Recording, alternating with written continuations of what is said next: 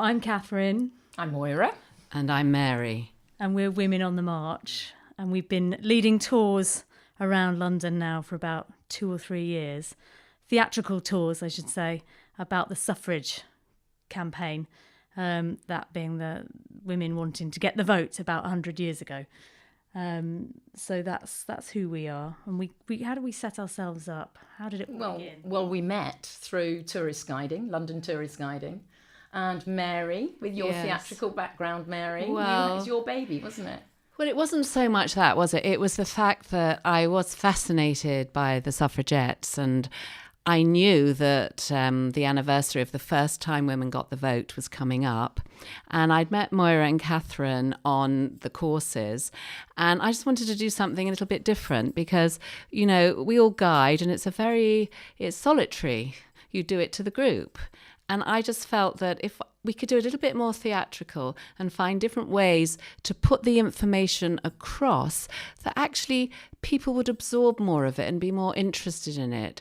And so I asked them, would they like to do a suffragette walk? And they both said, oh, yes. And we actually began researching it together, and we put the information together, and we had our own characters, and we had, we made it so there were dramatic bits, that there were some jokes, and there were some very hard facts in it as well. Why did we choose a suffragette thing? Why did we choose that theme, do you think? Was it because the film was coming out? Well, no, I was just fascinated. I've always been fascinated by the suffrage. I mean, do you not remember Mary Poppins? Do you not remember, well, what is it? We all remember Mary Poppins. With with Glynis Johns playing the mother who's a suffragette. And it was as an image in my mind from when I was a child. I know that sounds a bit, funny, but it was. And I've always been a bit fascinated by them. I mean, when you suggested it, Mary, I thought, this is great because we're telling the story of women in London. Because so much of our history, and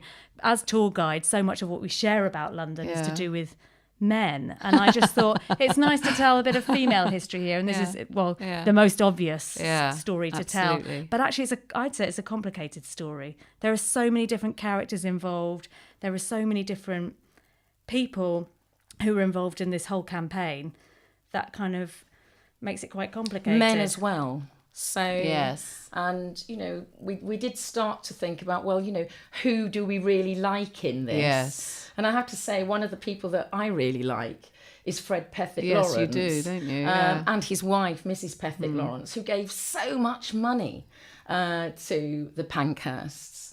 And what happened to them? And then what happened to them? They got thrown out because as the campaign got more violent, they didn't want to be involved with it.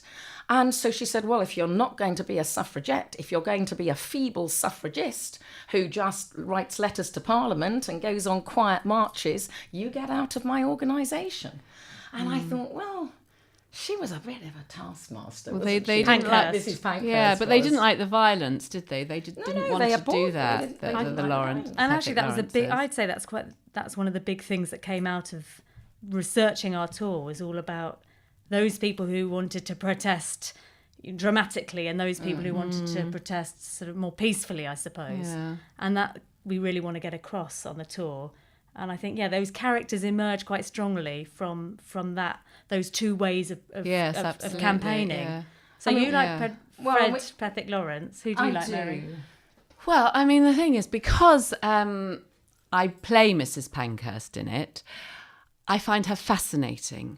I find the fact that actually she did offer all of her life up to get the votes for women, up until the end of the First World War. Then I find it fascinating that she didn't really have much else to do with it after that. She stopped, and reading about the rest of her life, it's a little bit strange because, she adopts these war babies.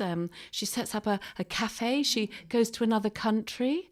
And she becomes an MP as well, And it's almost like she drops votes for women. Maybe she feels she's done enough. Make more noise is what she said, and she certainly did that. We're here today at the #TimesUp rally. 1918, 100 years ago, was when some women got the right to vote. Only some, mind you, Women had to wait another 10 years for more of them, and even today, not every woman can apply their vote, can use their right. So today, 100 years ago, 100 years from then, 100 years from that pivotal year, it feels like there is the potential for 2018 to be a pivotal year. A pivotal year, not just because of centenary activities, but because of something out there in the air that you represent, something about a resistance. Yes! A resistance that's around changing social norms, changing those attitudes that allow discrimination. Discrimination based on gender, discrimination based on sex, on colour, on age, on sexuality, on class, on political persuasion. Whatever it is, why are we divided? Why can't we stand for united within our differences, united for equality? Let's all commit. Let's make a stand to say that 2018 is going to be as pivotal for women's rights as 1918 was. WRS, Women's Radio Station, Voice of Women Worldwide. Slook 50 Barbershop is my kitsch barbers based in Southend-on-Sea since 1989, where I've been cutting gents and ladies' hair, specialising in retro haircuts, whether they be quiffs, flat tops, young or old. It's always been about lifestyle. Music and fashion have always been a big part of my life and inspiration for my work, where my workplace has become a community in which we sell a small selection of vintage apparel, t-shirts, CDs and our very own shop brand Toot Sweet pomade. We open Tuesdays, Thursdays, Fridays and Saturdays with 2 late nights a week. Please call 01702 390 916 or barbershoprockabilly.co.uk. Yeah, so I would say our tour covers so much. We get to grips with so much of the information involved, starting with a bit of drama, I would say, outside the National Gallery, where we retell the story of the Rugby Venus being slashed by a woman called Mary Slasher Richardson, who feels rather victorious over destroying this famous painting. And so we start with that dramatic act, while also explaining thereafter how this came about. And we do a bit of an explainer because, of course, the women's movement didn't just suddenly come about. It was sort of decades if not a century, coming. Mary Wollstonecraft was really kind of the first feminist, wasn't she? And that was in the 1700s. 1792 or something. She's writing Vindication of the Rights of Women. So we reflect on the fact that this is a long time coming, the violence. It doesn't just come from nowhere, the slashing of the painting. And various other acts we bring to life, like, well, not literally, but the bombing of certain churches and buildings. They throw stones at windows. They set alight to lavatories. Oh, yeah. And so we do have a very I think it's very funny. We do a scene where we have a woman suffragette, obviously, putting petrol in a letterbox, and then getting out a model, a pretend flame on a matchstick, and it's painted. And we actually put the flame in the letterbox. And so we always wonder, what does the postman think when he opens this box and he finds, every few weeks, he finds this fake flame, inside with the letters. He must think it's rather extraordinary, mustn't he? We need to find out. We ought to find out. But we do bring to life some of those dramas, don't we? And including the person that I suppose most people know, Emily Wilding Davidson, who was really the first martyr for the cause. So we do include the Epsom Derby in Parliament Square.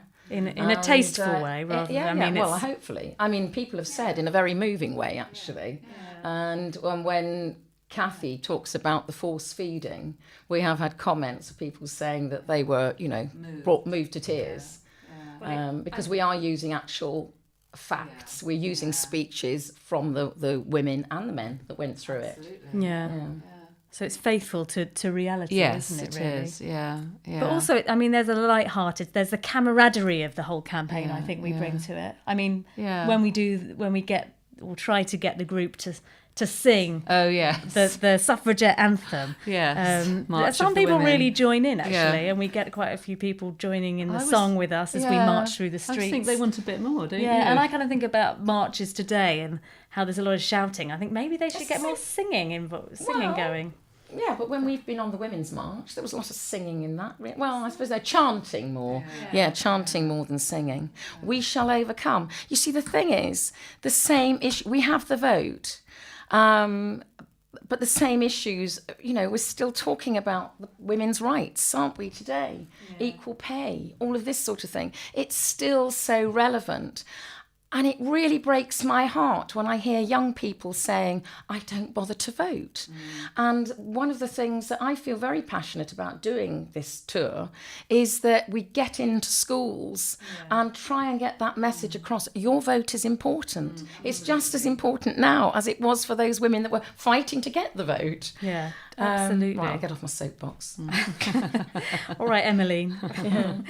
Yeah, but I think the tour's got a whole load of different aspects of it, from the dramatic sort of reenactions as much as we can to the sort of the somber moments, the sad moments, as well as the facts, because there's an awful lot of information which sort of relates to why perhaps they didn't get the vote and for so long. And there are so many other things to consider. It's not black and white actually, because men didn't have the vote as well. So it's not as straightforward as a lot of people think. They think, oh, women didn't get the vote and all men did. Well, they didn't.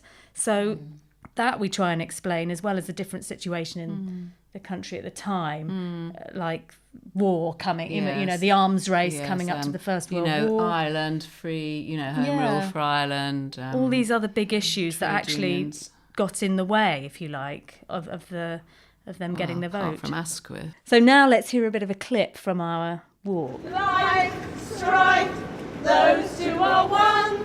Naught can ye win but by faith and daring. On, that you have done, but for the work of today preparing. Fun in reliance, laugh at defiance, laugh in hope, for sure is the end. Brilliant, ladies! Much, many as one, shoulder to shoulder and friend to friend. Well, I think you should all give yourselves a jolly good clap. Excellent. I'm Camilla and I'm 14 years old. I'm Michelle and I'm 13. It's so good that you're here representing the youth. Do you feel like there is a real change here for your generation? Yes, I think that this is the generation when women will finally get what they deserve, and that's individuality and equality for all the sexes, all the genders, all the races. I think that I think time is actually up. So I would say, how would we think about suffrage today? It's not really relevant, I suppose, because we've got the vote. Well, in this country we have. There's countries in the world. But what are the other issues, do you think, that we encounter as women?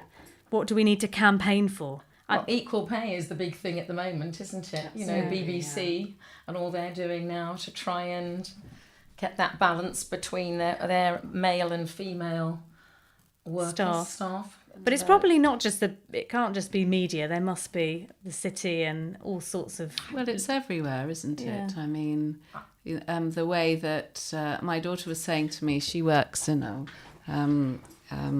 films and television, and she was saying that if I was behind doing the technical things and if I couldn't do something, I'd be treated like a silly old woman. Whereas the men get all the young girls to do it for them if they can't do it. She says that's what happens, and that sexism is rife behind the film and TV in the film and TV industry. I work in the media, and I don't see it. I don't know about pay because I haven't asked everyone what they get paid, but I do feel like it's quite even. Actually, there are just as many powerful women as there are men, and just as many strong women as there are men. I really don't see it where I work. Do you get paid the same? I don't know about you don't the pay, know, but I would say that the big issue for women today would be pay, because although, having said that, a lot of people might say that it's something to do with sexual harassment. I mean, I don't feel that's a bigger issue than pay, but maybe a lot of people do. I don't know what you think, but...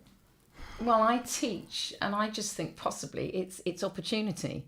And, there are still areas of our society where girls are streamed towards certain things, and we need more female engineers, we need more female scientists, and we're not getting that. We still got this sort of stereotype of girls go down the caring route, in my mind. So, I mean, that's got to change. And until that changes, we're not going to get, we need equal opportunities for whatever a girl wants to do at school. Yeah. Equal to the boys. Well, hopefully we've given you enough information and a little taster of what we're doing on our tours. And if you want to come marching with us, we are Women on the Walk. You'll find the information anyway on the website. This particular walk is called Women on the March, and Women's Radio Station. That's where you'll find all the details. Monthly walks, and you can book us privately as well. Hello, how are you? Oh my god, that was absolutely amazing. It was so good. So good. Could you just introduce yourself for me? Yeah, sure. I'm Sophie Walker. I'm the leader of the Women's Equality Party, and I'm here today with my daughter Betty. Hello, it's nice to meet you. So nice to meet you, Betty. You were incredible. How did you feel up there? I felt a bit fiery, like that I just needed to get that all out so the friends could hear it and everybody else could hear it. Yeah. Amazing. You must be so proud of her, like 2 generations of such badass women. I think what's great is that this is an intergenerational thing, but it's also an inter-community thing. We're seeing women from all backgrounds, all races and ethnicity coming together, and that is the glory of this movement. I think Donald Trump is a hateful, misogynist, racist, homophobe, but he has lit a fire of resistance under women, and we have also been forced to confront some uncomfortable truths, such as the fact that so many white women voted for Trump. And that has, I think, prompted a real moment of reckoning, I think, in the feminist movement among white feminists, that we have to sometimes take a step back to take a step forward together. And I think it's been really heartening. There's still a long way to go, but it's been really heartening to see white women stepping back to understand we have to make space in this movement for black feminists, for lesbian feminists, for trans feminists, for working class feminists, for disabled feminists, for all those women, because we have to make politics work for all of us, and we have to understand the intersectionality of our inequalities if we are actually finally going to have suffrage for all women. So we're going to leave you with the strongest message of the day for us. Bye. See ya. Knowing what we must do, our fears are diminished. So with one voice we shout, "Time's up!"